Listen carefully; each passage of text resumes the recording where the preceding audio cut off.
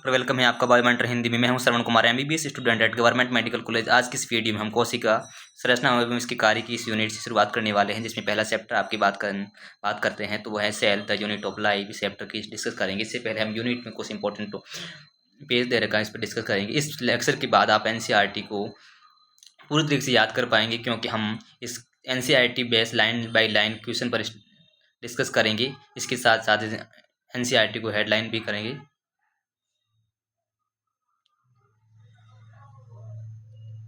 NCERT को highlight करेंगे। जैसे हम देख रहे हैं, पहला क्वेश्चन की बात करते हैं, यहाँ से बन जाता है। तो पहला ये है कि न्यूनीकरण जीव विज्ञान किसे कहते हैं। न्यूनीकरण जीव विज्ञान यानी रिडक्शनल बायोलॉजी किसे कहते हैं। तो ये जो पूरा पेज है, इस पेज में ये की लाइन इंपॉर्टेंट है, जो है रिडक्शनल बायोलॉजी यानी जीवित जैविकों के इस भौतिक और रासायनिक उपागम को समझना, मतलब फिजिकल केमिकल जो उपागम है उसको समझना और उसके अध्ययन करने की जो प्रोसेस है उसे क्या कहते हैं, रिडक्शनल बायोलॉजी कहते हैं। तो इसमें सबसे ज़्यादा इंपॉर्टेंट ये है, तो स्टार लगाना है किस पर, रिडक्शनल बायोलॉजी पर।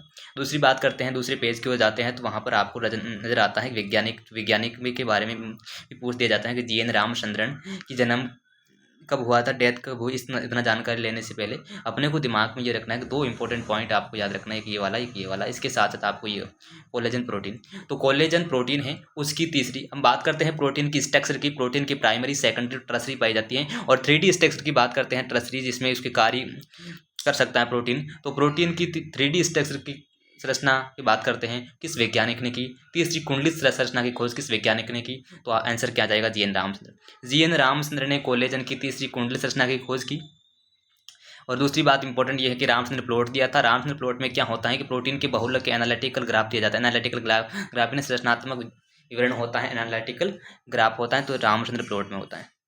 ठीक है, तो इसके बाद अपने को याद रखना, जो कोलेजन प्रोटीन है उसकी तीसरी कुंडलित संरचना की खोज की थी। ये खोज करने में इसको हेल्प हुई, किससे प्रभावित हुआ। तो याद रखना कि सेकेंडरी संरचना होती है, प्राइमरी, सेकेंडरी, टर्सरी। जो सेकेंडरी स्ट्रक्चर होती है, सेकेंडरी स्ट्रक्चर के दो टाइप होते हैं, जिसकी बात करते हैं अल्फा हेलिक्स और बीटा प्लेट्स की बात करते हैं। तो अल्फा हेलिक्स बीटा प्लेट संरचना के मॉडल पर प्रकाशित कार्य से बहुत प्रभावित हुए थे। ठीक है, ये हमने देख लिया था।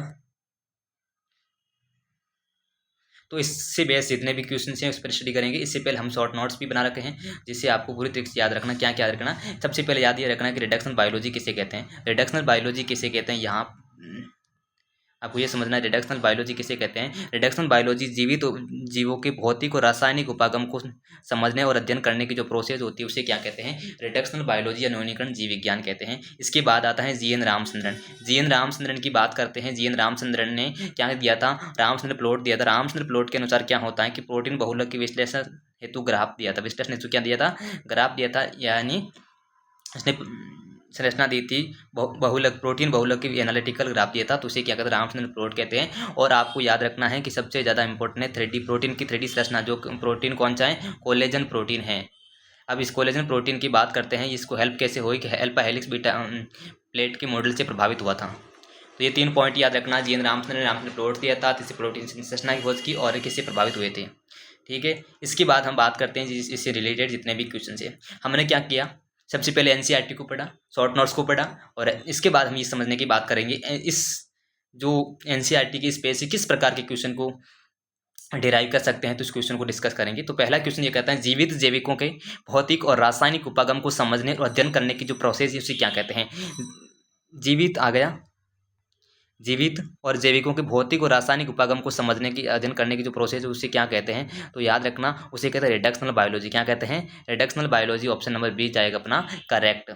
ठीक है, आगे क्वेश्चन दे रखा है कि जीएन रामचंद्र ने नेचर पत्रिका में, जो पत्रिका थी, में किस रचना की खोज की। तो आपको पता है प्रोटीन की 3D स्ट्रक्चर यानी तीसरी कुंडली संरचना की खोज की। और वो प्रोटीन कौन सा था, कोलेजन प्रोटीन था, कोलेजन प्रोटीन। आंसर क्या आ जाएगा, ये। तो बात करते हैं एनिमल टिश्यू, एनिमल की बात करते हैं, एनिमल किंगडम की बात करते हैं। वहाँ पर सबसे ज़्यादा मात्रा में पाया जाने वाला प्रोटीन कौन सा है, कोलेजन प्रोटीन है। जो एनिमल में सबसे ज़्यादा मात्रा में पाया जाता है कोलेजन प्रोटीन। क्योंकि ये कहाँ पर पाया जाता है, बोन की बात करते हैं, मसल्स की बात करते हैं, मसल पर क्या पाया जाता है, कोलेजन प्रोटीन पाया जाता है। इसके बाद तीसरे क्वेश्चन की बात करते हैं तो प्रोटीन के बहुलक के एनालिटिकल हेतु को इसने क्या दिया था, एनालिटिकल के लिए इसने ग्राफ दिया था, उस ग्राफ का उपयोग और संरचनात्मक जीव विज्ञान को क्या किया था, ये बहुत इंपॉर्टेंट है। तो इसके बारे में हम समझने की कोशिश करते हैं। ये कि प्रोटीन की बहुलक हेतु विश्लेषण हेतु एनालिटिकल हेतु उसने क्या खींचा था, ग्राफ का उपयोग कर संरचनात्मक जीव विज्ञान में किया था, संरचनात्मक जीव विज्ञान में किया था, और उसे क्या कहते हैं, रामचंद्र प्लॉट में किया था। किसमें किया था, रामचंद्र प्लॉट में किया था। ऑप्शन नंबर बी करेक्ट जाएगा। जीएन रामचंद्र ने प्रोटीन संरचना के किस मॉडल से बहुत प्रभावित हुए थे, अल्फा हेलिक्स और बीटा प्लेट जो क्या है सेकेंडरी संरचना होती है प्रोटीन की, इसके पार्ट हैं। तो इस तरीके से हमने जितने भी क्वेश्चन बन सकते थे उस क्वेश्चन बना दिए।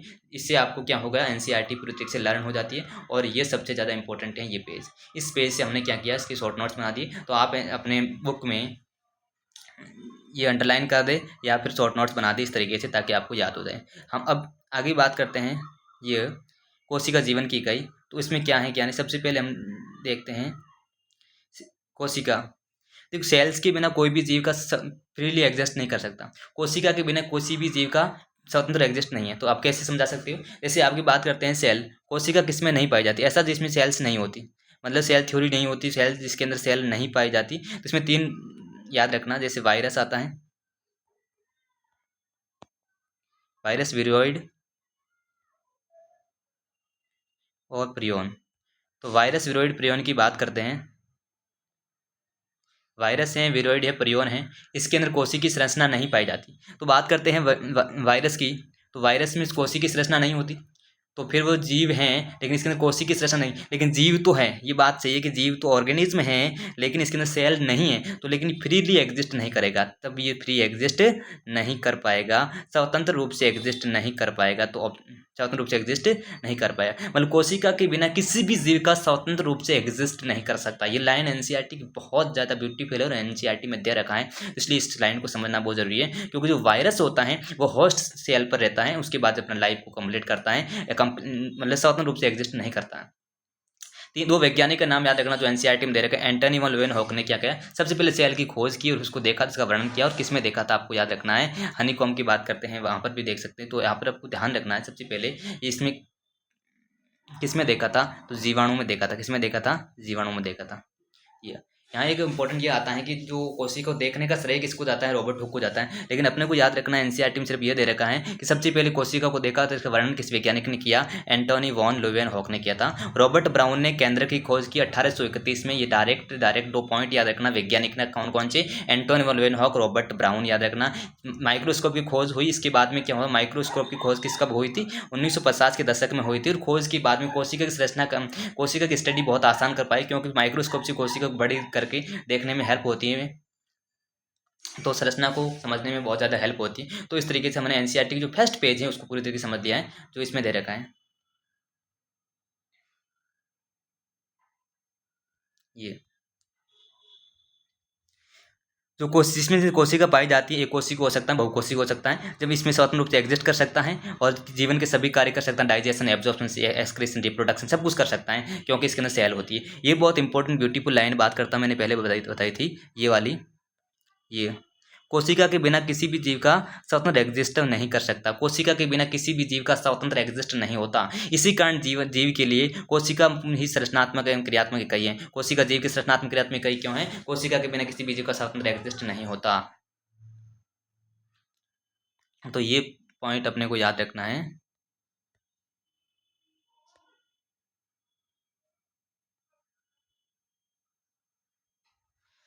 इसके बाद एंटोन ल्यूवेनहॉक ने पहली बार कोशिकाओं को देखा तथा वर्णन की। रॉबर्ट ब्राउन ने केंद्र की खोज की कब की थी, 1831 में। और अब बाद इलेक्ट्रॉन सूक्ष्मदर्शी के बाद इसकी जो कोशिका का विस्तृत अध्ययन होता है वो आसानी से हो पाया।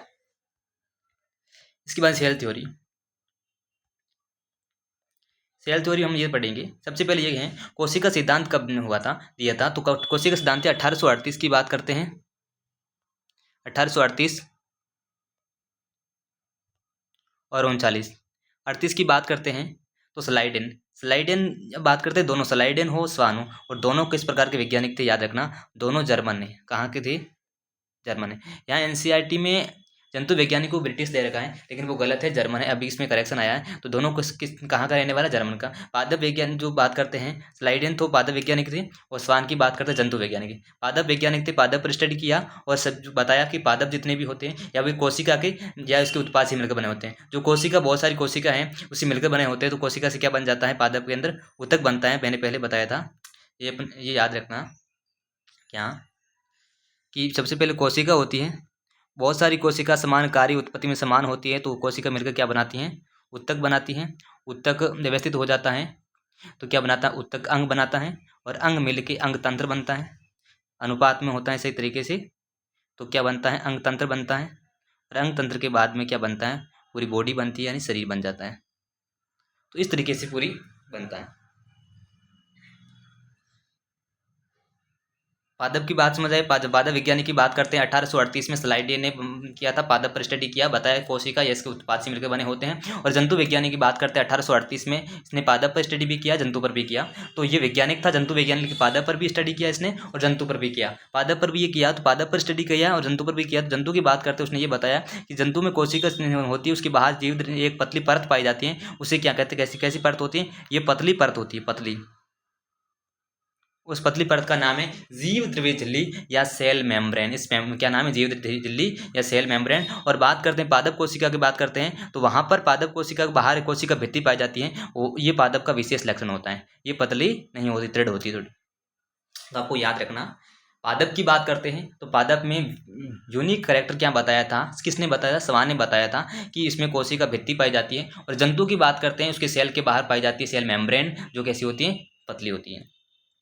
अब यहाँ पर सेल थ्योरी दे दी कि सभी जो बात करते हैं पादप हैं, चाहे जंतु हैं, सभी कोशिका या इसके उत्पाद से मिलकर बने होते हैं। तो उसने यही बताया कि जंतु हो चाहे पादप हो, ये सब किसके बने हुए, कोशिका या इस कोशिका के उत्पाद से मिलकर बने होते हैं। स्लाइडेन स्वान दोनों का यही बात आई कि कोशिका से मिलकर बने होते हैं या उसके उत्पाद से मिलकर बने होते हैं। लेकिन कमियां क्या रही कि नई कोशिका का निर्माण कैसे होता है, इसके बारे में ये दोनों वैज्ञानिक नहीं बता पाए। सेल थ्योरी की मेन प्रॉब्लम ये थी कि ये नहीं बता पाए कि नई कोशिका का निर्माण कैसे होता है। तो नई कोशिका का निर्माण कैसे होता है ये बता नहीं पाया, लेकिन ये इसमें बता दिया कि सेल जो होती है, सेल होती है, कोशिका ही होती है जो पूरी पादप का या पूरे जंतु का निर्माण करती है। इस कमी को दूर करने के लिए वैज्ञानिक आता है रुडोल्फ विर्सो। रुडोल्फ विर्सो की बात करते हैं, रुडोल्फ विर्सो की बात करते हैं तो ये है वैज्ञानिक रुडोल्फ विर्सो, जो 1855 में आया था। इस वैज्ञानिक ने क्या किया, रुडोल्फ विर्सो के अकॉर्डिंग क्या हुआ है कि रुडोल्फ विर्सो ने एक नियम दिया था, इसका नाम क्या है, ओमनी सेलुलर इसेलुलर। तो इसने ये जो मॉडिफिकेशन दिया था, इसने ये रुडोल्फ विर्सो ने क्या किया था, मॉडिफिकेशन किया था, रूपांतरण किया था। किसमें किया था, रूपांतरण किसमें रूपांतरण किया, इसमें रूपांतरण किया है कोशिका सिद्धांत में। कोशिका सिद्धांत में रूपांतरण किस वैज्ञानिक ने किया, मतलब कोशिका सिद्धांत में कमी थी, उस कमी को पूरी किस वैज्ञानिक ने की। कोशिका सिद्धांत में जो कमी थी, उस कमी को पूरी की रुडोल्फ विर्सो। रुडोल्फ विर्सो ने कमी को पूरी कैसे की, वो कमी कौन सी थी, कमी ये थी कि नई कोशिका का निर्माण कैसे होता है। तो उसने बताया ओमनिस सेलुला ई सेलुला, यानी इसका मतलब होता है कि नई कोशिका का निर्माण पुरानी कोशिका से होता है, किससे, विभाजन से होता है। तो नई कोशिका का निर्माण कहाँ से होता है, पुरानी कोशिका से होता है, और वो भी किससे होता है, डिवीजन से यानी विभाजन से होता है। तो नई कोशिका का निर्माण कहाँ से होता है, पुरानी कोशिका से होता है। ये किस वैज्ञानिक ने बताया, रुडोल्फ विर्सो ने। रुडोल्फ विर्सो ने नियम क्या दिया था, ओमनी सेलुला ई सेलुला। इसका मतलब समझ आ गया। इसके बाद में कोशिका सिद्धांत की कम आधुनिक कोशिका सिद्धांत आया। क्या आया, आधुनिक कोशिका सिद्धांत, मतलब सब कुछ मिला के आधुनिक कोशिका सिद्धांत निकल के आया। ये मॉडर्न सेल थ्योरी निकल के आई। मॉडर्न सेल थ्योरी की बात करते हैं, 2 पॉइंट निकल के आया कि जीव जो होते हैं कोशिका या इसके उत्पाद से मिलकर बने होते हैं, और नई कोशिका निर्माण जो होती है पुरानी कोशिका, ये किसका वर्ड था, रुडोल्फ विर्सो का था। और वो भी किससे होता है, डिवीजन यानी विभाजन से होता है। तो इस तरीके से अब देख लिया कि सेल्स का निर्माण कैसे होता है, पुरानी स्थित कोशिका में विभाजन से होता है, ठीक है, नई सेल का निर्माण। तो ये हमने पूरी तरीके से देख लिया। इसके बाद हम बात करते हैं इसकी क्वेश्चन से। उससे पहले क्या करते हैं, एनसीईआरटी में क्या क्या दे रखा है उस पूरी तरीके से समझ लेते हैं। एनसीईआरटी में जो दे रखा है उसको समझ लेते हैं, ताकि एनसीईआरटी की पूरी पेज अपने को समझ में आ जाए। ये कोशिका सिद्धांत में एनसीईआरटी ने ये पेज दे रखा है।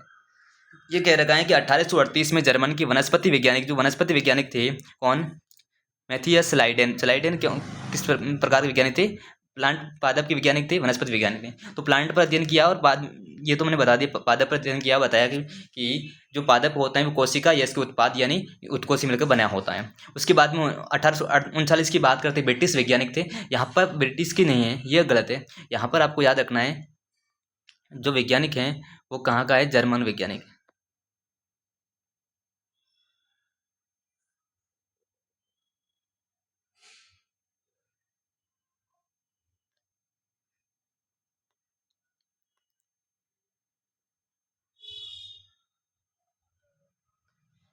तो जर्मन प्राणी वैज्ञानिक थे।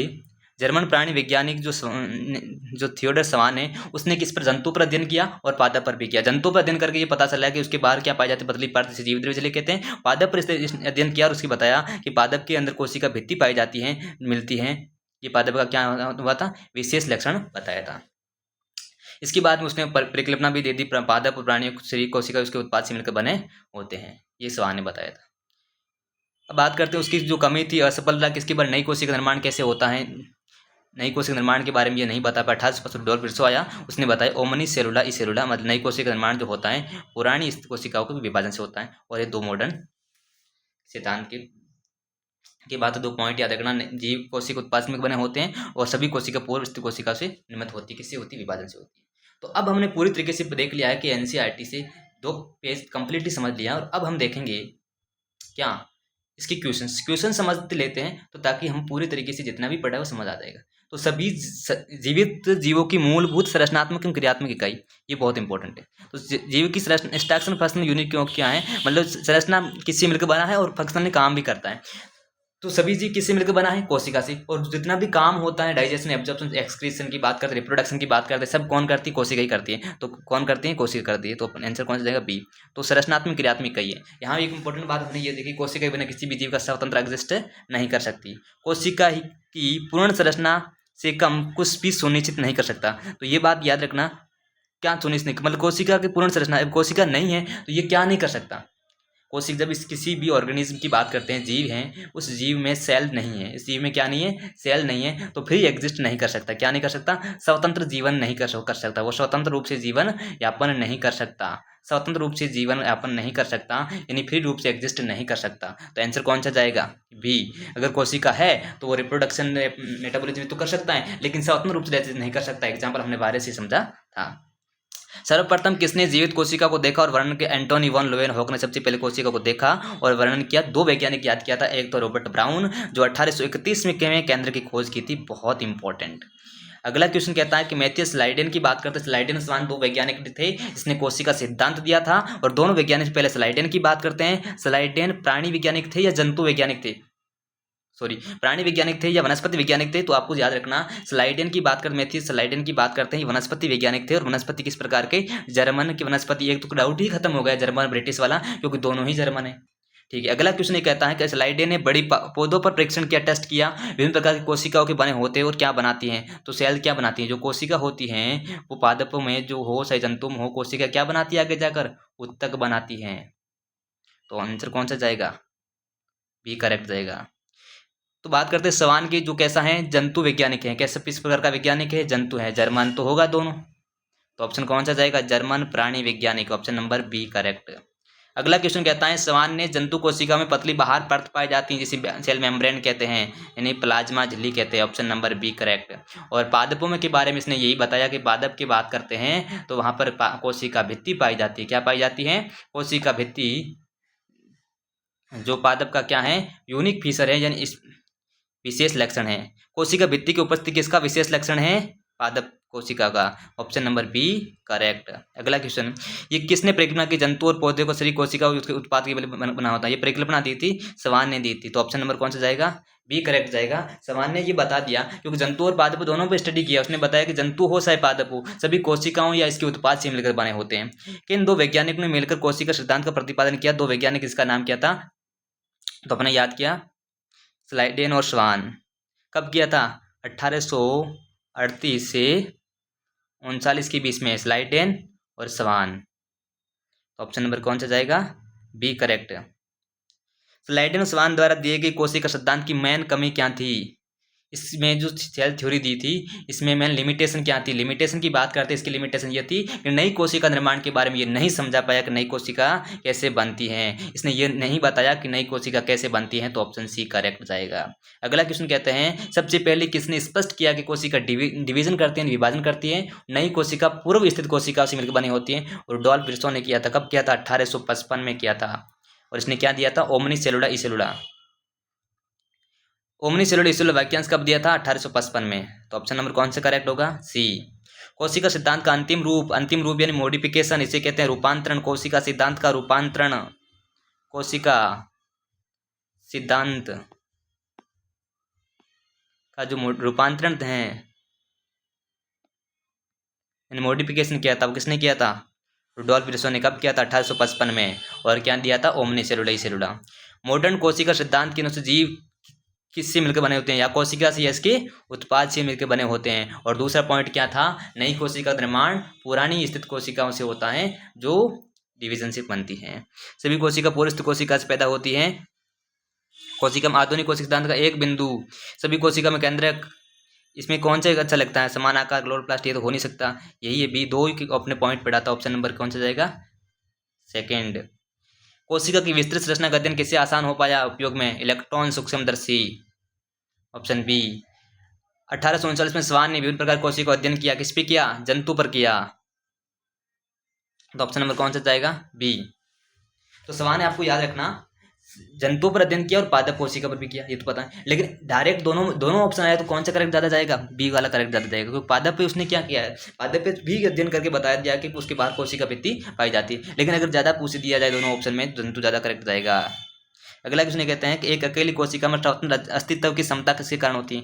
फ्री रूप से एग्जिस्ट कर सकती है कोशिका। फ्रीली एग्जिस्ट किसके कारण करती है? कोशिका उपस्थित होने के कारण करती है, पूर्ण कोशिका संरचना के कारण करती है। तो ऑप्शन कौन सा जाएगा? करेक्ट ए।